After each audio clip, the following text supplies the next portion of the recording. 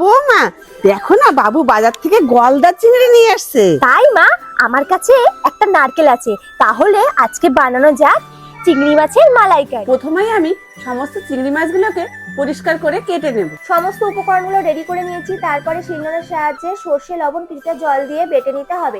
নারকেলটা ভালো মতন কুড়িয়ে নিয়ে নারকেলের দুধ বের করে নিতে হবে। মিক্সারের সাহায্যে আদা রসুন পেঁয়াজের একটা পেস্ট রেডি করে নিয়ে একটা পাত্রের মধ্যে চিংড়ি মাছগুলো রেখে পরিমাণ মতন লবণ আর হলুদ দিয়ে ভালো করে মাখিয়ে 8 ঘন্টার মতন রেখে দিতে হবে। এবারে কড়াইতে কিছুটা সর্ষের তেল দিয়ে দিতে হবে।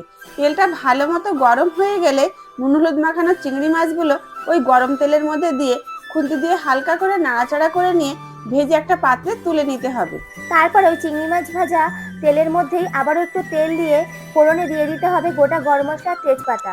শিলনোড়ায় বেটে রাখা মশলাটা দিয়ে হালকা নাড়াচাড়া করে কাশ্মীরি লঙ্কার গুঁড়ো, লবণ, হলুদ দিয়ে আবারও ভালো মতো নাড়াচাড়া করে মশলা থেকে তেল ছেড়ে দিলেই দিয়ে দিতে হবে সর্ষে বাটা।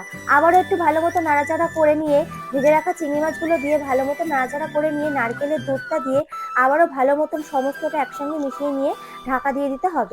এবারে উপর থেকে একটু চিনি ছড়িয়ে দিয়ে হালকা নাড়াচাড়া করে নিয়ে কয়েক টুকরো চেরা কাঁচা লঙ্কা দিয়ে একটু নাড়াচাড়া করে নিলে রেডি আমাদের চিংড়ি মাছের মালাইকারি। চলো এবার তাহলে শাশুড়ি মাকে টেস্ট করানো যাক। কেমন, ভালো তো?